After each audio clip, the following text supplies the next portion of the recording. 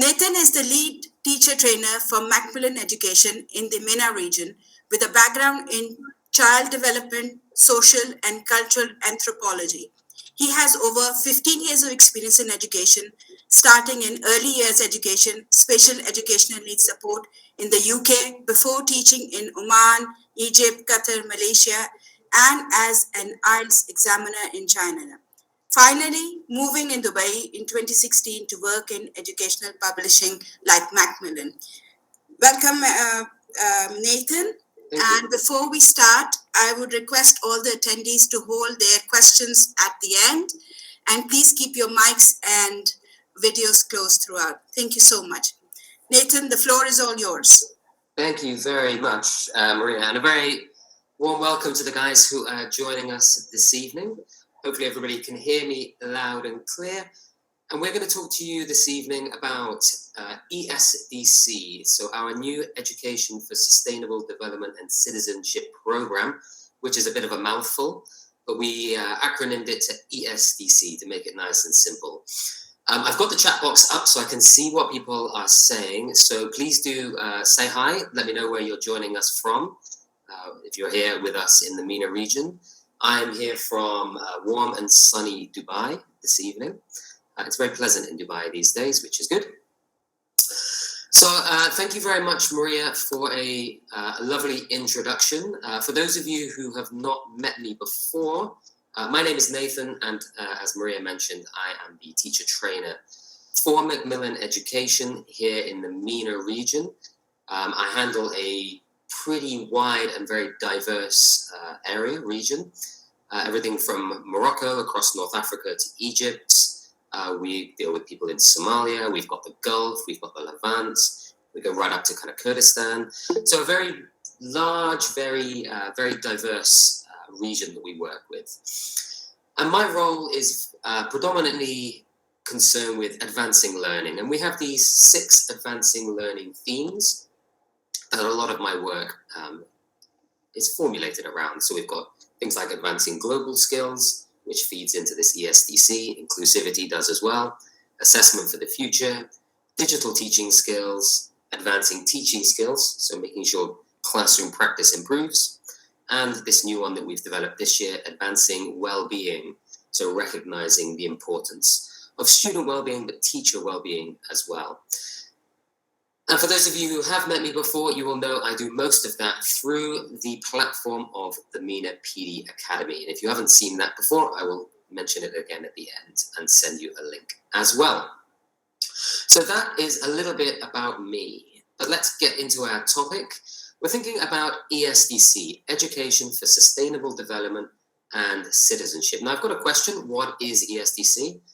Don't think we need to answer that question, as I've already told you what it is. But in this short presentation, I want to think about what it is, but I think more importantly, why it's important and how do we do it in the classroom? How do we integrate it into what we're already doing to enrich the experiences of our students? So I'll pitch that to you guys as a question. Why is ESDC important? Why is this sustainable development, global citizenship? Why is it important? Why is it important to you? And why is it important to your students? So you guys can, in your own leisure, write in the chat box what you think. Why is ESDC important?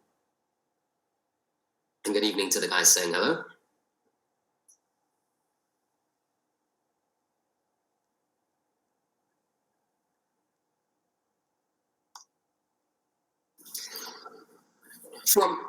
Somebody's come on with a microphone. From a publisher's point of view, so for us here at Macmillan, we recognize the role that educators play in shaping young minds to create a fairer and more sustainable vision for the future. So pushing the English language classroom further on from language knowledge, language skills, to actually, they can do that. They can be learning English, but they can actually be becoming global citizens at the same time. So we designed and we've created this program, this ESDC program. And the point of the program really is to help teachers, to support teachers. It's very difficult to embed ESDC into the English language classroom because we have a lot of things that we need to do. We need to be covering the vocabulary. We need to be teaching them grammar. We need to be doing reading, listening exercises. Our role, I think, is to help teachers to share knowledge, develop skills, promote attitudes, thinking about positive change embedded into the things that we're doing. So we've got these three areas: working on knowledge, working on skills, and working on attitudes and actions. That's a kind of a flavor about what education for sustainable development and citizenship is. Hopefully that makes sense to everybody. I'm sure it probably does. But I think when we look at the how part, how to make it happen in the classroom, the attitudes and actions part has probably not always been there. We focused a lot on the knowledge part. Sometimes we get to the skills part, but we've been kind of wrapped up in this red region. So we're looking to push that as much as possible.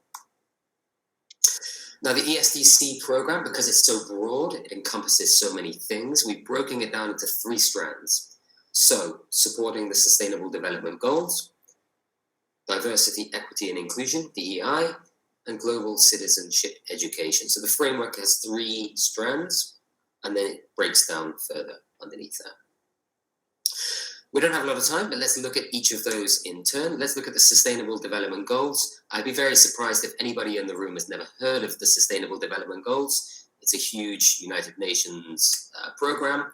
There are 17 SDGs. I'm sure you've probably all seen this image before. And it covers everything, advancing humanity, making the world a better place to live in. There are individual targets within each of those SDGs. And there's a lot of overlap, I think, between many of these things. We can be focusing on one, but also be working on another one at the same time. Now, when these were created, the goal was to have them completed, if that's the right way of saying it, by 2030. I think probably in reality that's not going to happen. But this is an ongoing process, and we've seen things like COP26 last week, people engaging in more critical discussions around, okay, are the goals what we want them to be? Are we working towards them? Where are we falling behind in some respects? Where are we making advances in others? How does that differ in different parts of the world? Who is working together on what? All of these types of really important questions. And these are the types of things that we want our students to be engaging with, both now and when they become adults and active citizens in their local communities, the wider community, the global community.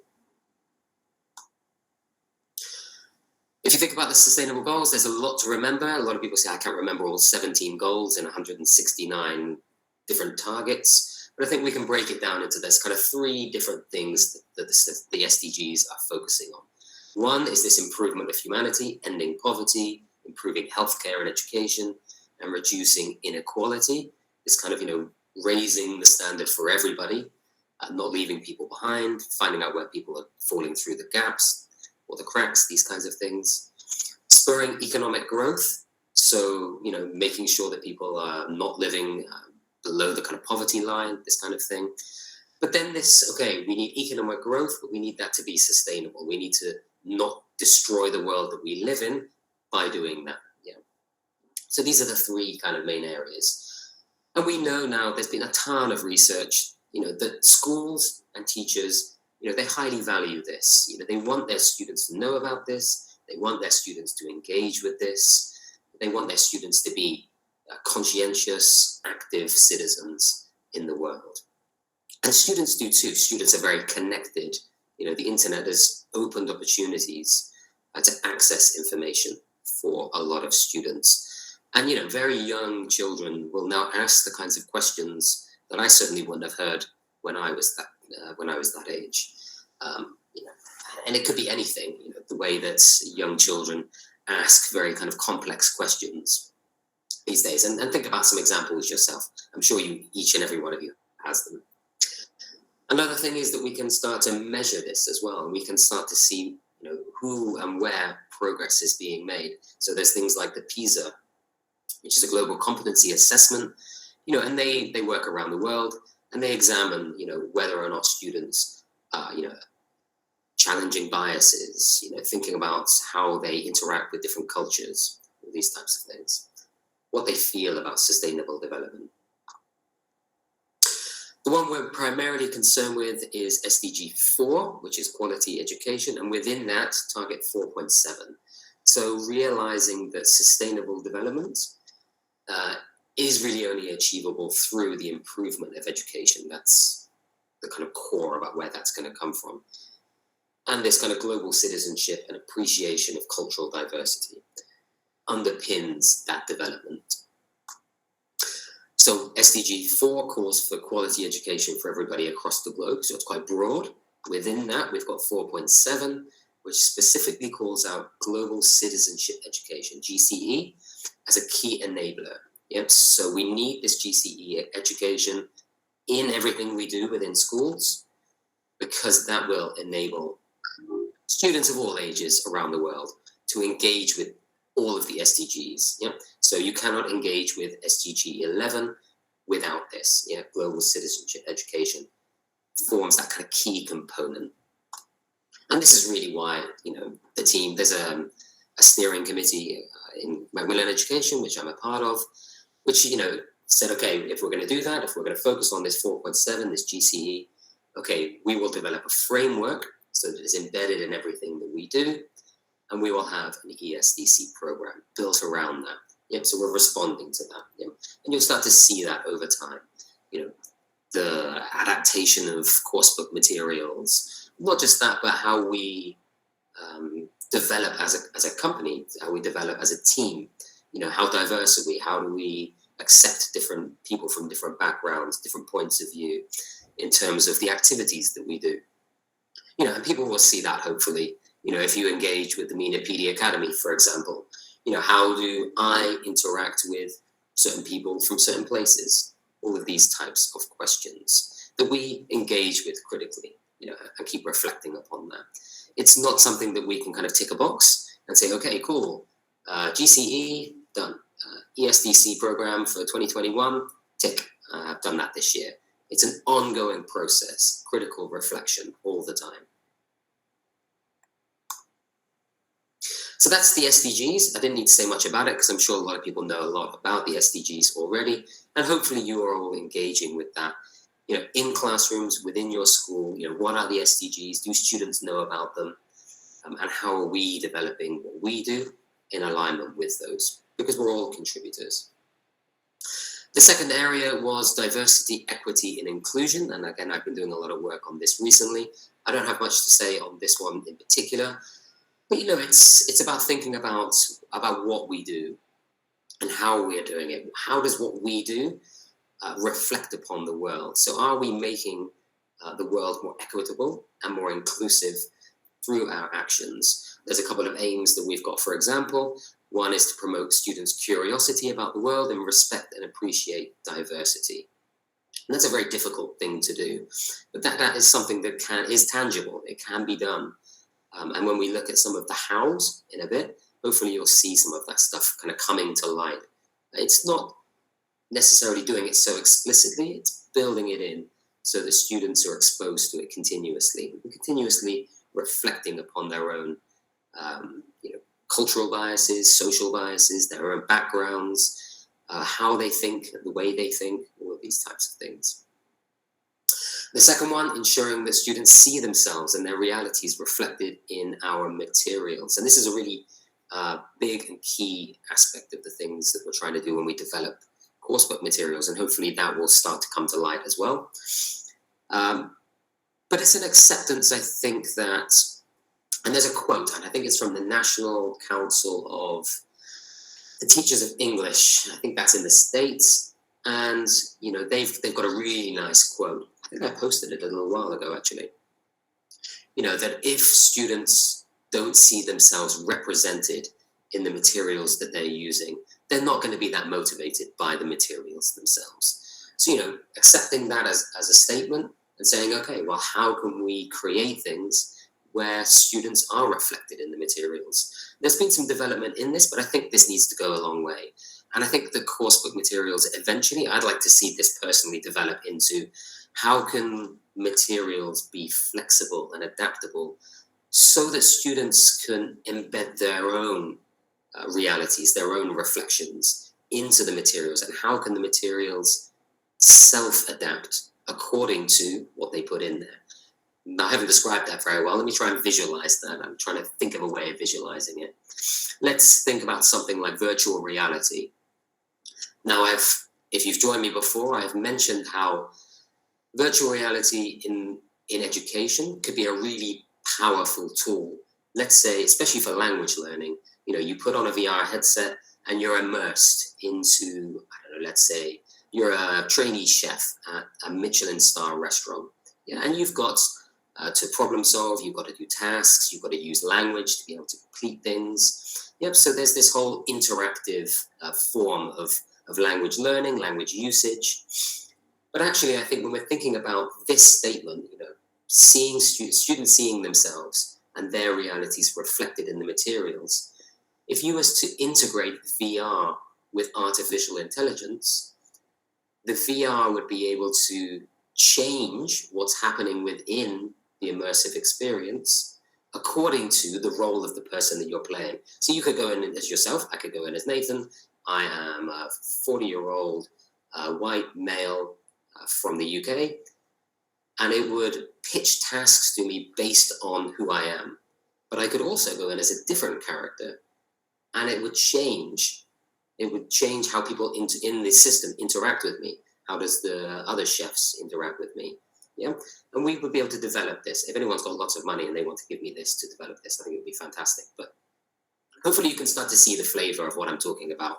And this would challenge how people see the way that people are interacted with. And again, this brings up things like bias, discrimination, integration, inclusion. All of these things would be kind of integrated in a wider program. I've kind of gone off tangent a little bit, but hopefully I would like to see education moving in that particular direction. Activities that get us to reflect on who we are and how people interact with us. We're at the moment not that far, so we are working on other things, practical things that teachers can do in the classroom. At the moment, I'm developing a series of animated videos around advancing inclusivity, and I'll be releasing them over the next couple of months.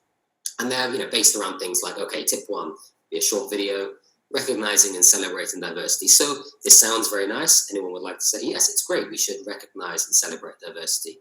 But, how do teachers do that within classrooms, within educational settings? Not always that easy. It's things like this, looking at the difference between uniqueness and belonging, striking a balance. There's inclusion and there's exclusion, but they're not necessarily on a line. People will assimilate, or people are differentiated against. You can feel like you belong, but be different to other people. Or you can feel like I'm valued as a unique identity, but I don't actually really fit into this group.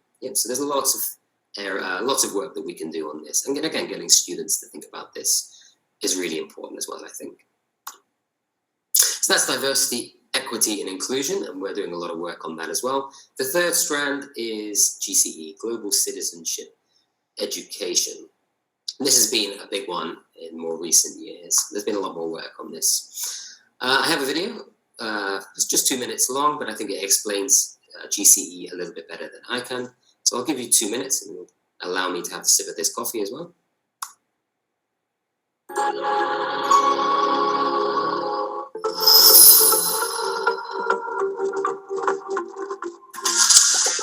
Our world is home to a global community of over 7 billion people. And what unites us all is a shared responsibility to look after our world and everything in it. Global citizenship is understanding that we are all connected, and each one of us has a role to play.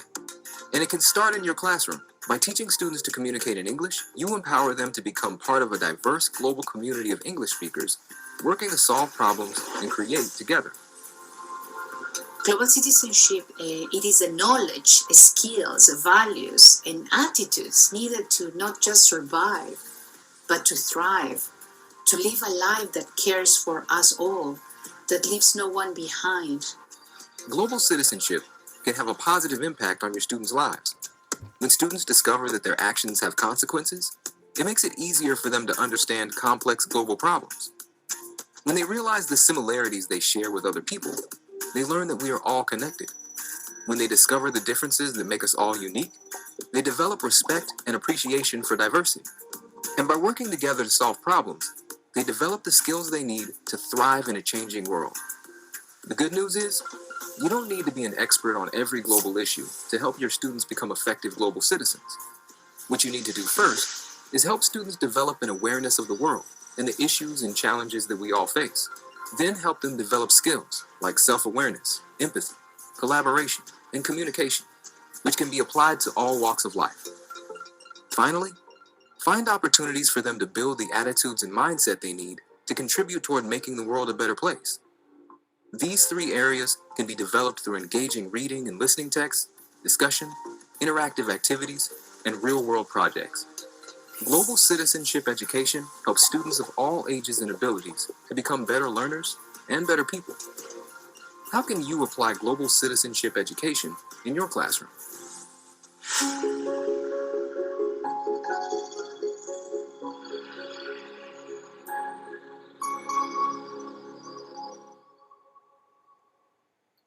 I'm back.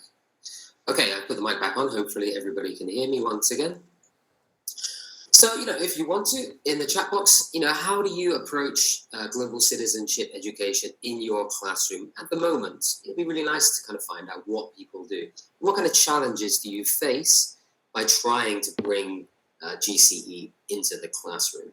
So if anybody has any ideas, any comments, please do feel free to write them in the chat as we're going. Okay, one of the things that really came out of that is this idea of there being kind of three areas around GCE. There's kind of knowledge, having a knowledge about GCE itself. Skills, they mentioned them in the video, things like collaboration, communication, empathy, helping students to learn these skills. And then there's this third area, this kind of attitudes and actions, and seeing that there are consequences for our actions, learning about doing and learning from those. There could be mistakes, that's absolutely fine. We do learn from our mistakes, as they say. Okay, so we want GCE to run across the entire learning journey of the student, from pre-primary right through to adults. Adults can still be learners. If we're thinking we want lifelong learners, we learn right across the broad spectrum. So let's think about GCE in kind of practice. So let's take one of the outcomes. Students are encouraged to exercise responsibility as global citizens. Now again, if we're thinking about this outcome as a statement, it can be quite difficult to achieve. What do I actually need to do with students? How do we make this happen? At what point should I start? Where does the limits of my responsibility as a teacher start and end? These are difficult questions, I think. So I think this is where the advantages of a framework can come in. I think without a framework, if we go back 10 years, we think about primary. Primary is primarily concerned with the knowledge part, making students aware of other cultures. And we've seen that development within course books. You have the kind of culture page as part of a unit. Let's teach them about other cultures, make sure they see that they're different from other people, focusing on this background knowledge part.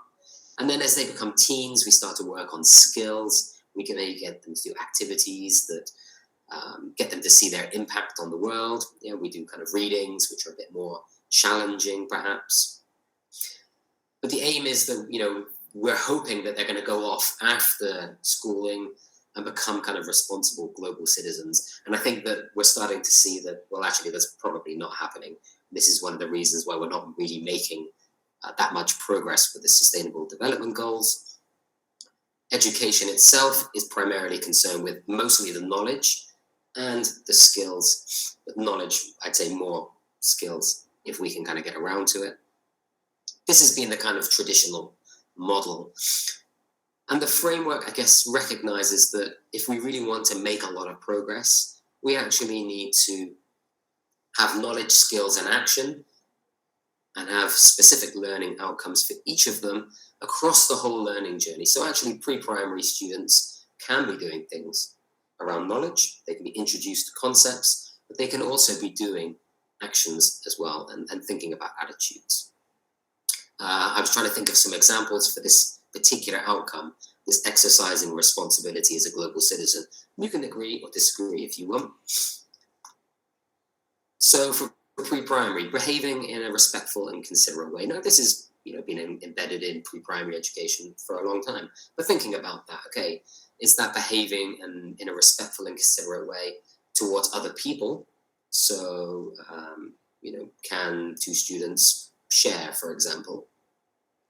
But actually, it's wider than that. Thinking about behavior, respectful behavior, and considerate behavior towards the environment, for example. Yep. So there's different ways of looking at the action part of this. What are they doing? Are we talking to them about that? And getting them to think about it and articulate it themselves. And they can. And there's a lot of studies that suggest that very young children actually have a really good ability to empathize, to think about the consequences of everyday actions. But we're thinking about this within a controlled setting. We're thinking about it really within the classroom, or within the school setting, or within a home setting. In primary, we can extend that. So we're thinking about this respectful, considerate behavior, in a kind of wider sense, in a community. Actually, one of the things about going from pre-primary to primary is thinking about, how you behave within the classroom, with other people. Before you start school, students are egotistical, they're the center of their parents' world kind of thing. The whole point of going to school is that you see yourself as part of something wider. So thinking about that within the primary classroom, getting involved in positive action within your community. And it can be small, very small things that the students can do. So that's moving from pre-primary to primary. And then as they go into kind of secondary, getting them to identify and take positive action with the community. It's not just kind of like, okay, this is happening. Maybe I can get involved with that. Maybe there's a beach cleaning going on. I will go down and get involved. But actually, teens working together, collaborating, communicating, finding things, issues in their own community that they want to take action on. This is them acting as global citizen. So there's knowledge, they need skills, but there's also this action part as well, identifying it, moving on. And then hopefully when they do become adults, they lead things like community initiatives, and they're thinking about action in and beyond their own community. So, as teens, they may be thinking about, okay, how do we solve the, a rubbish problem within our local community around the school? When they become adults, hopefully, if they've gone through all of these different stages, they're far more engaged and they're connected to people. It's all about networking, I guess. So thinking about this development, this journey that students go on, not waiting until they get to kind of older students and then saying, okay, now we need to teach them about GCE, embedding it within the entire learning experience. And that giving us a lot of opportunity for language as well, I think. We're trying to give teachers as much support as possible. So, there's lots of free things that Macmillan make, for example. I wanted to point them out so people can go and look at them in their own time and leisure. One is the ESDC worksheets, which you'll find on the Macmillan English website. One Stop English as well, which is part of Macmillan, has a lot of things, teachers' worksheets, activities that you can do on sustainable development, the environment, all sorts of different things. So go to One Stop English, and use those things with your students. Take advantage of all of those materials. Okay, so that was the kind of ESDC program as an overview. But we want to really be thinking about ESDC in action, actually making it happen within the classroom. So I wanted to think, I've been talking about that learning journey, what's happening in pre-primary, what's happening in primary. And I thought let's look at some examples and reflect on, the kind of changes, the things that you can do in the classroom and how the materials that you use might be able to help you achieve some of those goals. So let's start with pre-primary. I'm obviously going to use some Macmillan examples. Of course, people will be teaching different levels in different places, using different materials. You might be using your own, you might be using some from a different publisher. I think really it's just about reflecting upon what it is that you're using. If you're in a school and you're saying, well, my school, I'm not responsible for the coursebook that we choose, and they're using a 1998, outdated publication, it's super old, and a lot of it's culturally inappropriate. That's fine. Think about how you can adapt those materials. I mean, that's a key role as an educator, as a teacher, is to take what we've got and extend it. How can I bring other things in? How can I enrich the kind of core content? Yeah, I've got to achieve certain learning outcomes. Yes, I need them to engage with this topic, and I want them to be using this particular vocabulary, this particular grammar. But think about how you can think about how you can extend those materials. Where can you go, and where can students go? Students can engage with lots of material, certainly for ESDC. They're on YouTube, they look at TikTok videos, find out what it is that they're engaging with and try and bring that into the discussions and the classroom activities. Develop projects around what it is that they're interested in, and they'll be more motivated to start to use that language, I think. Okay, so in the materials that we're developing now, we're developing this little ESDC integrated heart logo. So where teachers see this, they can see that they're getting actual support with ESDC. It's being integrated into the things that they're doing. So for pre-primary, this is one of our courses, Doodle Town. This is one of the kind of opening pages for one of the units. You can't see the other half, which is unfortunate, but it's around let's talk. And all you have is this picture. And I think if we think about traditional pre-primary classrooms, certainly when I taught pre-primary, and we're going back more than a decade, it would be, okay, guys, come in. Okay, here's the picture. What can you see? Okay, this is a flower. Okay, you point to the flower. Okay, what is this? This is the rock. Okay, this is the flower. This is the rock. You guys repeat after me. This kind of heavy focus on vocabulary. So, we're trying to give teachers more opportunities to extend what it is that they're doing.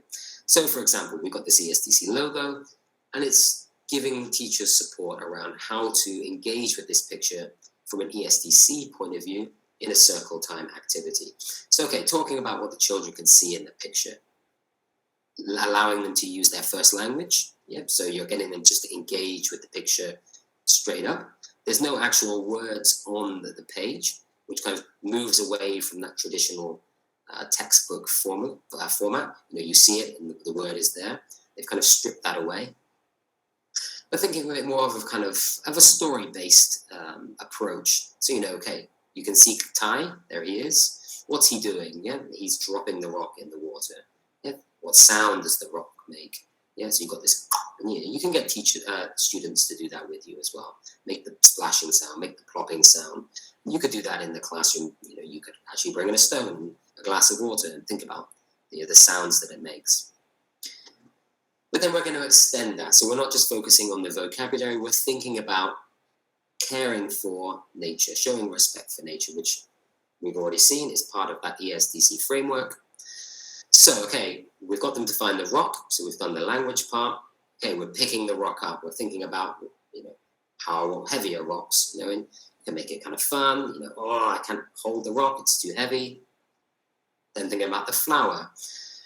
So you've got this discussion, students are kind of looking at it, they're thinking, okay, the rock is hard, so, I don't need to treat the rock nicely, but the flower can break. You could bring in a real flower. You could extend it by getting them to go out into the yard and thinking about flowers, looking for different colors. The options are endless, I think. So this is one kind of example of, extending what we're already doing in the classroom, but from an ESDC point of view. And there's lots of different types of examples. I mentioned before about sharing. So, there's things built into the course book around, okay, there's a scenario, you've got 2 toys and 1 swing. How do you deal with that particular scenario? And again, you can role play with students. And it's just getting them to think. It's putting in those early seeds of ESDC, kind of making it explicit. It could be showing them that people say hello in different ways in different parts of the world. So that kind of cultural aspect. Or we've got the last one, or the last example. There's plenty of examples across the course, but I just wanted to pull out a few. I want to be a teacher, and thinking about, one of the SDGs is around reducing inequality and gender equality. So, thinking about, are jobs, family roles, gender specific? So getting very young students to kind of question, are all teachers male or are all teachers female? What about pilots? Are all pilots male? Or can there be a female pilot? Can there be a lady pilot? Is that okay? What do they think about that? Just getting them to reflect, I think. If they start to do that in pre-primary, when they move into primary, we can start to extend upon that.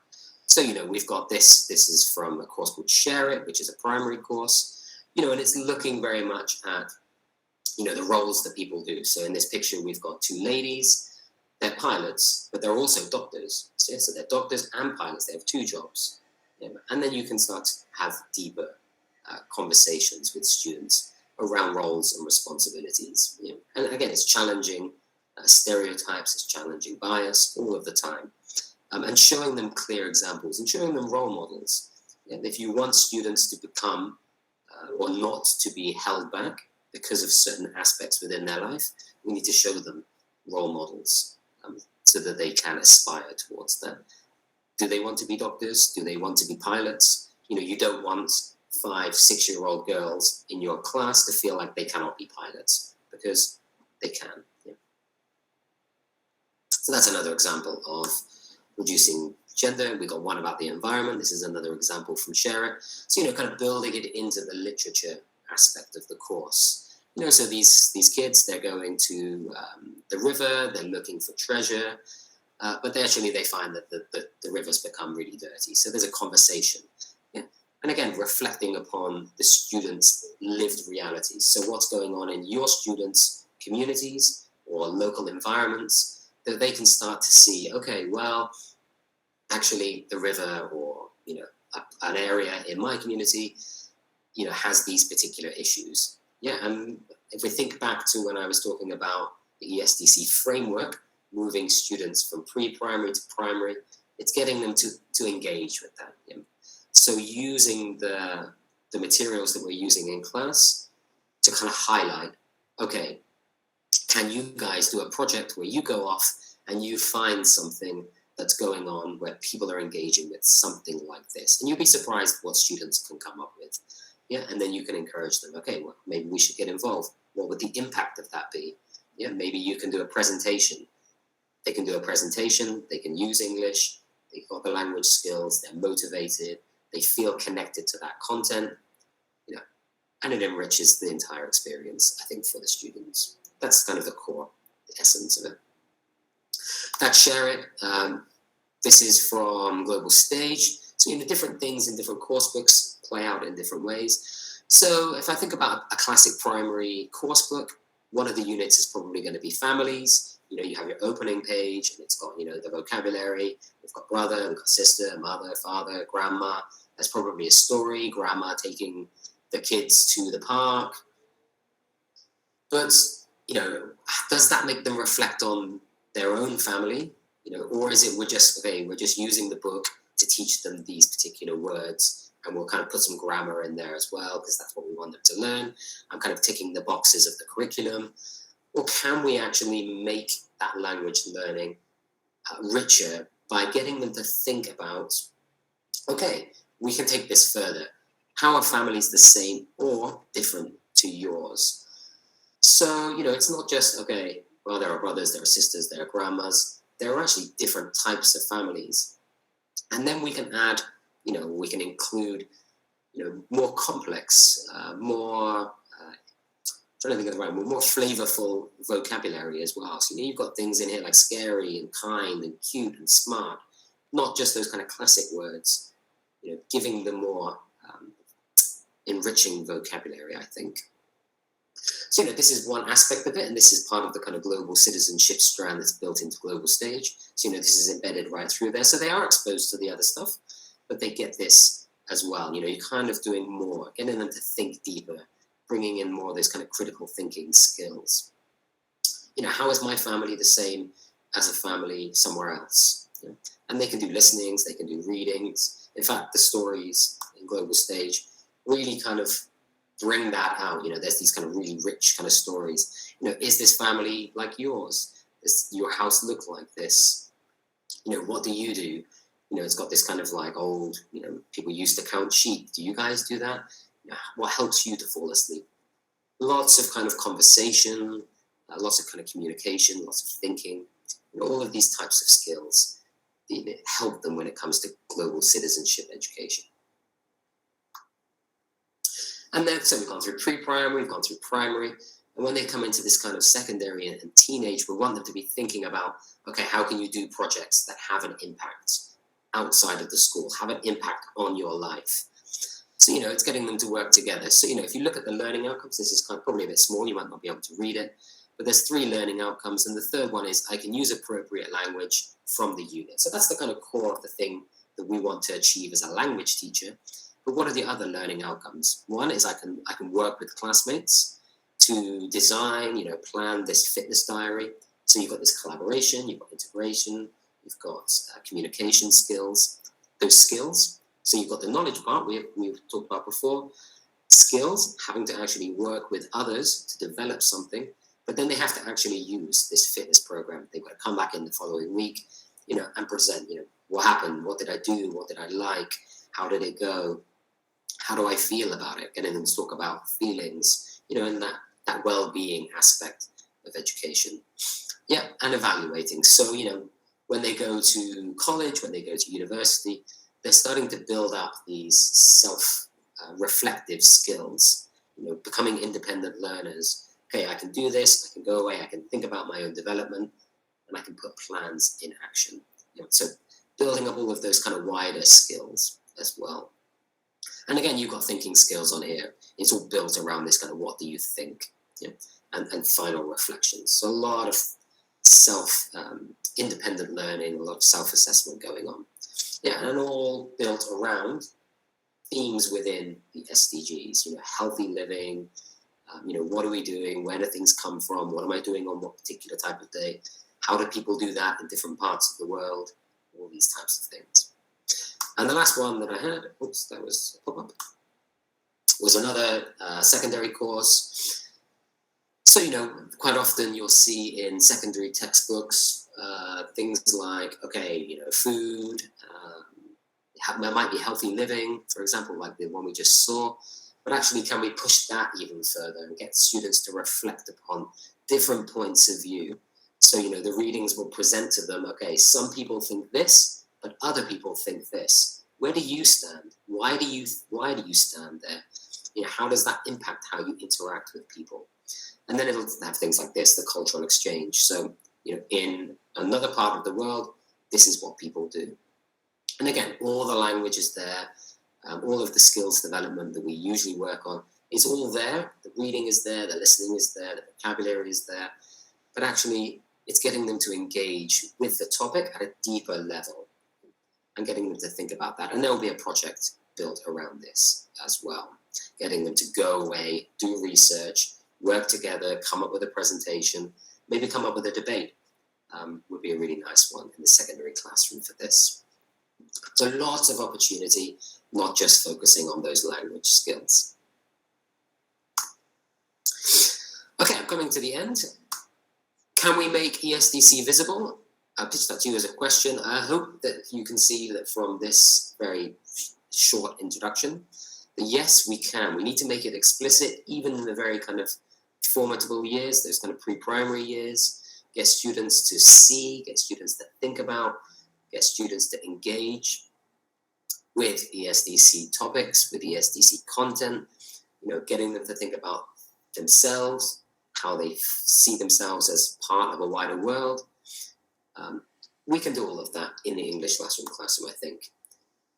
But if we want it to be successful, I think we need to be moving students towards the kind of action stage. Even very young students can be doing things, can be engaged, can be thinking about attitudes and action. I would actually add to that, though, I think that schools need to get better at modeling this. It's very easy for schools to be saying, you guys need to learn this, and you guys need to do this. But actually, I think that redeveloping education systems, structures, schooling, to incorporate and to model this to students, I think is necessary and really powerful. I did have a little thing, yeah. So it needs to be a team-wide commitment. And I think schools really need to kind of scrutinize everything that they're doing. Yeah, what impact does the school itself have? Yeah, and you can think about that from lots of perspectives. It could be everyday behaviors, the curriculum itself, the design of the school, how inclusive is the school itself, but also what impact does the school have on the community that it sits in, and what impact does the community have on that school? Yeah, and there's an interactional relationship there. But what I'd really like to see when it comes to ESDC is for schools and people within schools to be developing, I think, research groups, research communities, and there could be, different students doing different things, but interacting with each other, not just seeing year 1 as doing this and year 6 as doing this. Having students interacting with each other and seeing, different points of view across different ages, asking people outside of the school what they think and bringing that back and reflecting upon it. So I think all of these little research projects and little campaigns, if they're all put together and all kind of managed, they help the whole school to move forward. It's not just saying to students, we need to do the 3 R's, we need to recycle and reuse, this kind of thing, and then hoping that they do that. It's embedding all of that within a kind of culture within the school. That's how I feel about it anyway, and I think schools are making progress with that. Can we help them make progress by making it more integrated into materials? I think we can. So yeah, I believe that we can make ESDC visible. Other things that we've done, I'm not even going to talk about these. There were some of the questions that were addressed within the roundtable discussion, if anybody of you joined that. Why is ESDC important? We already mentioned this, things like social justice. One of the big questions was, who are we to tell people what to do? And of course, we're not, because of things like privilege, responsibilities, these kinds of things. But getting students to think about how they engage with other people around issues like someone's mentioning, climate change, global warming, it should be integrated into the curriculum, you're right. But what we don't want is to create an army of students that just go around telling people what to do. Yeah, so they need to also think about how they engage. And again, that's where community programs, I think, are really important. And I certainly like, one of the things I really like doing is pointing people towards local role models. So getting students to see that people like them are doing this and connecting them to those so that they feel empowered. I think that's a really key part of ESDC. Not seeing that it's something that happens somewhere else. Oh yeah, it's okay, those guys over in Sweden, that they do it, but we don't do it here in whatever, Egypt or Tunisia. Actually, there are probably people in those countries doing this thing. How do we find them? How do we elevate them? How do we make sure students know about them and they feel empowered to follow the lead as well? And they do that then in a more culturally responsive way, I think. I already mentioned representation. I think representation is something that needs a lot of work on. And hopefully we're making progress in that, getting students to see that it's for everybody and that they can be represented for who they are. And representation is an interesting one. There was a comment, I think, in that discussion around getting students to think about what it would be like to be, I don't know, for example, in a wheelchair. But actually being in a wheelchair is not the only thing, the only aspect, the only identity that a person in a wheelchair actually has. That's just one component of who they are as a person. So sometimes it's like, well, yes, it's good to empathize, but we need to see that person as a more holistic person. They're also a brother, they're also this particular age, they have other interests, all of these types of things. So getting students to see people holistically is a really key part of ESDC, I think. I'm going to skip through this. You can watch that roundtable if you want, because I want to make sure that if anybody has any questions, because I've kind of skimmed over ESDC quite a lot, there is a whole framework which you'll be able to see, and you'll be able to see, okay, I can see there's this particular outcome, and these are the kinds of steps that we can go through to make that happen in the classroom, and feel supported with that. I think it is a key part of developing English language in the classroom. If anybody has any questions, because I'm not going to sit here and claim to be an expert on ESDC. It's a journey, and I think it's a journey that we're all in together. But if you have any questions, I'm pretty sure anybody will have the same kinds of questions because that's the kind of topic that it is. Can ESDC be used in the online classroom? The answer is an absolute yes, it totally can. That's just about how we deliver the content. And again, if you're doing online, students are already outside of the classroom, so it's a perfect opportunity for them to actually go and do something in the real world. So I think, yeah, online classrooms are a perfect place to have discussions around ESDC. Get students to talk, get students to present, get them to show you things. You know, it could just be pictures. Get them to take a picture of something and bring it to the online classroom, share it with people, get people to ask questions, especially if students are in different places. Really nice to be able to say, you know, this is a picture of something in my area, and then people can say, well, is that the same in mine? What are you doing? Do you get involved? I do this, you know, all these types of, and that's really great for language. That's not just you presenting. So yeah, absolutely. Anyone got any other questions around ESDC? It's a huge topic. I'll give you a minute. I didn't drink much of this actually. I think you have given very good overview of ESDC, Nathan, and look forward using it as well, those who haven't used it as yet. But for some topics are similar what we have been using, but the perspective you're bringing forward will enhance the idea and encourage teachers to use more in the classroom. Absolutely, yeah. It's not, a lot of it's not new stuff. It's just thinking about what we're already doing in a different way. So absolutely, yeah, I totally agree. Certainly go to macmillanenglish.com and go to the ESDC Hub, because there's lots of materials on there to get those conversations going in class. There's a lot of free worksheets on there. So people can go and use them. And then feedback to us. Tell us, you know, what you did, how you used them, so that we can continuously improve upon them. I think that's key. Having this two-way dialogue, not just here's the stuff, go away and use it. Good, excellent. I'm glad you've got lots of new suggestions of things to do. There's other stuff as well. So we've got the Mediapedia Academy, and you can't really see it there because it's got a thing on it. There you go. You've got the website. On there, you've got all of our work around the Advancing Learning program. So all of our materials are on there. The podcast that we've been running. So we did a podcast with Maria last week, which was lovely. So you can go and watch that. And there's also, there's a module on there for advancing inclusivity in MENA. So, you know, you can sign up and do a free module. Yeah, which you want the link to the website. Everything you need is probably on that website, to be honest. You can connect with me on LinkedIn, and I will also send you in the right direction for anything that we have as well. You want to have. The attendees can open their mics at this point and ask questions directly to Nathan as well, if you wish to. Absolutely, yeah. You're most welcome to open your mics at this time and ask questions directly. We'll give them a minute. I'm going to get the link for the ESDC program. Give me a second.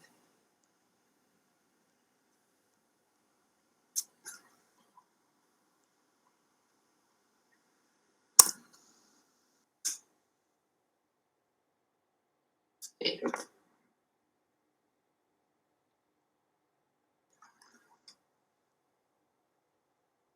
So this is the central hub for ESDC. So use that as a starting point. I think it does link through to One Stop English and all of the resources on there as well. So yeah, go and have a look at that. There's a ton of stuff in there to give people inspiration and ideas and materials, resources, videos, all of those types of things that they can use. Either to think about the development of lesson plans, or, you know, to give students additional extended content. You know, if you're differentiating your content, you might want to give a certain group of students a video to watch that they have to feed back to all of the other students, this type of thing. Yeah, there's lots of scope. If anybody has any questions, please do, you can put them in the chat box or come on, it's absolutely fine. You're most welcome, Rabia.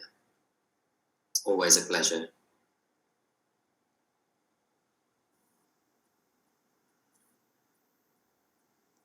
I think they are very happy to hear from you and learned a lot and would love to explore more the topic you have presented today.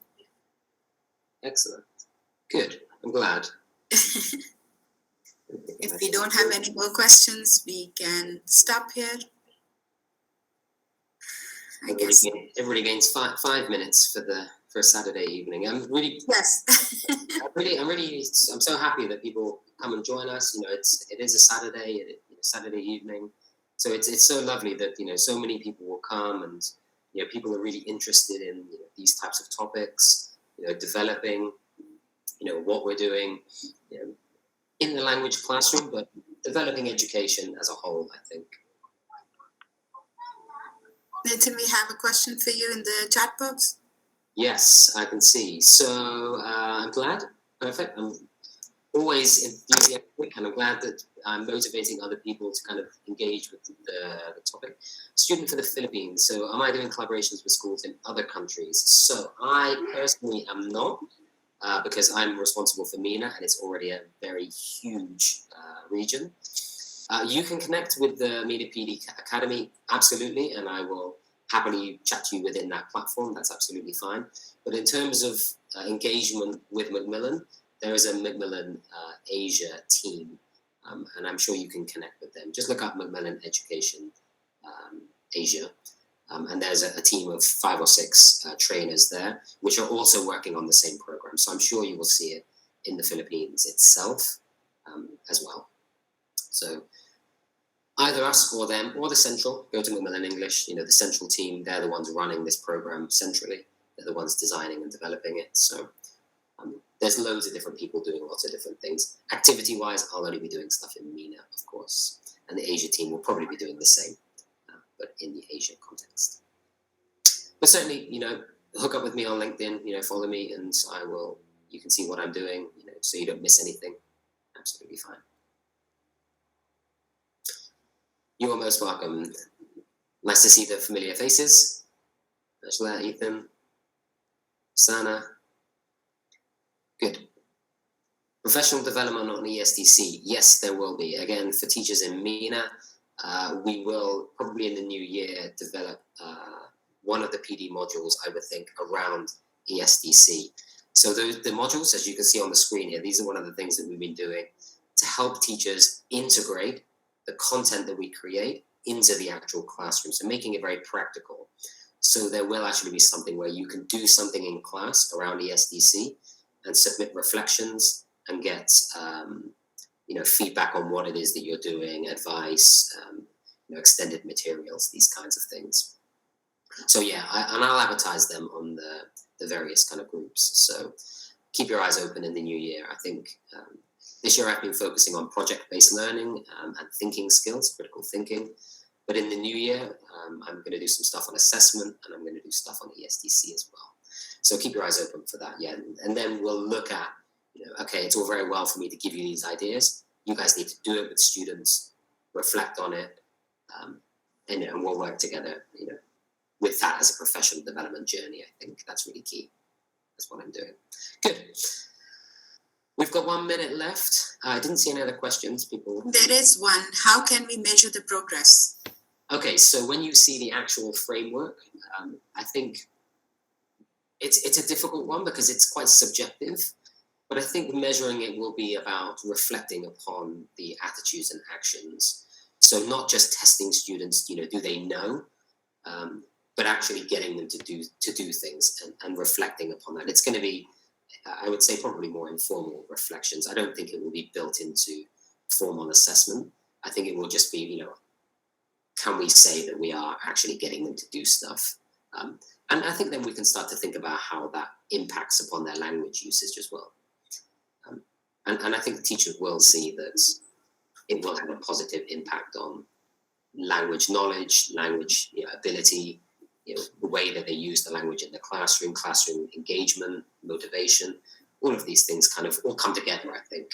So it's not something that will stand alone. It will be something that's integrated. So measuring progress will just be, I think, really about teachers going, students are doing things, they're engaging with things in the classroom, in the school, outside of the school, and that's actually enriching what they're doing that I can measure through assessment. I think that's how it will develop. Plotting that against the framework. Of course, perfect. Yeah. Thank you so much for your time, Nathan. It was a pleasure having you over at our platform. The pleasure was all mine. I'm so happy to come and to do a session with you guys. It's been a real pleasure.